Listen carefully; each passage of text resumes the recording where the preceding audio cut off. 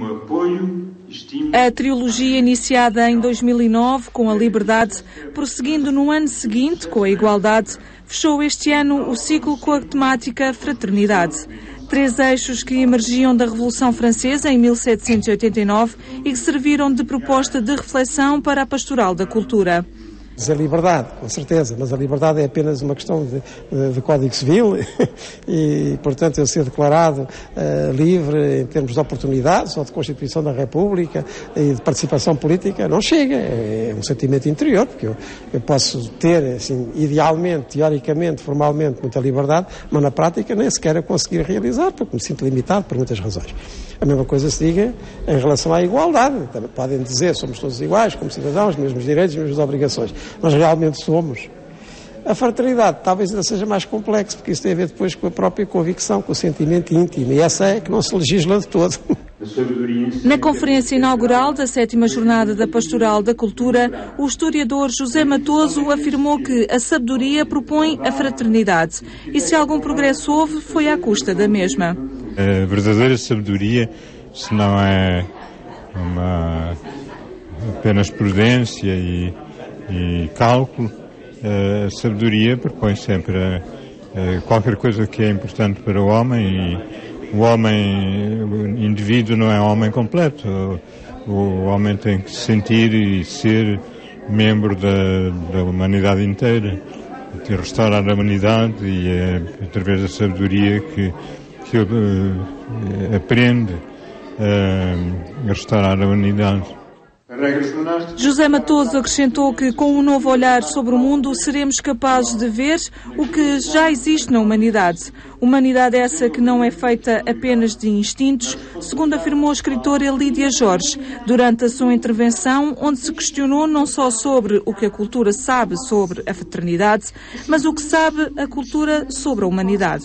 Ela não é feita apenas por os instintos fratricidas, como muitas vezes se pensa. Quer dizer, a cultura sabe sobre a humanidade que ela é capaz de renascer, que é capaz do impulso também daquilo que nós chamamos bondade, e que é uma palavra que de alguma forma foi praticamente banida do nosso vocabulário. A cultura sabe isso, sabe que nós somos feitos de oposições extraordinárias, mas que nessas oposições o instinto de sobrevivência passa por salvar-nos a nós e imperativamente salvar os outros.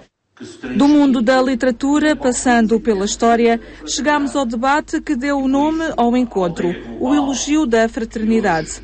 Para o reitor da Universidade Católica Portuguesa, não é fácil fazer o elogio da fraternidade. Vivemos numa sociedade onde muita gente vive só e abandonada. Falar de fraternidade a esta gente é difícil.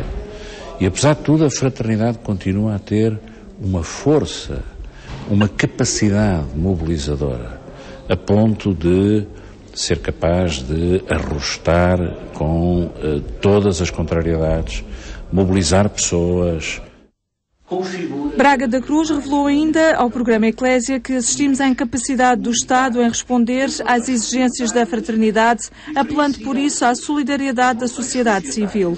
Eu admito que a crise que estamos a viver vai ser um fator de mobilização para a solidariedade, porque há muita gente que vai sofrer as consequências da crise, muitas já estão a sofrer, e é fundamental que o sentimento de solidariedade e de fraternidade seja acentuado e praticado em Portugal. O presidente da Central Sindical CGTP fez a distinção entre os conceitos de fraternidade e solidariedade, com um olhar a partir da evolução do mundo do trabalho e do sindicalismo.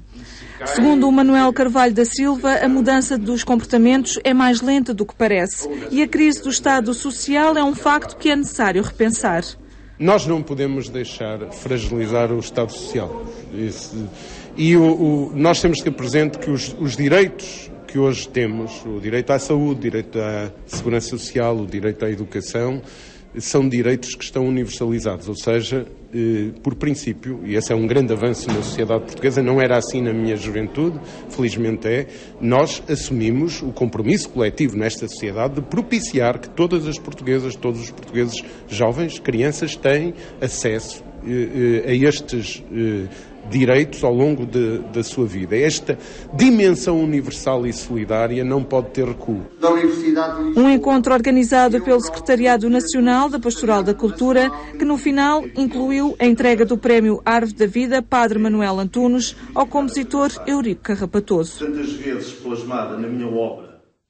O Secretariado Nacional da Pastoral da Cultura, em parceria com a Rádio Renascença, distinguiu o compositor português Eurico Carrapatoso. Foi na 7ª atribuição do Prémio da Cultura Árvore da Vida Padre Manuel Antunes.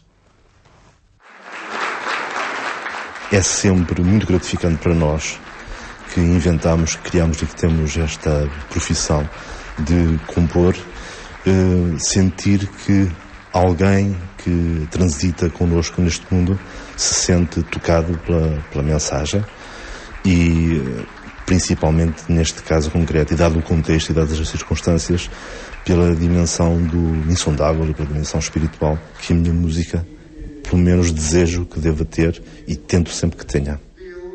Uma distinção que, segundo o compositor, consagra a dimensão do insondável que sempre desenvolveu nas suas composições.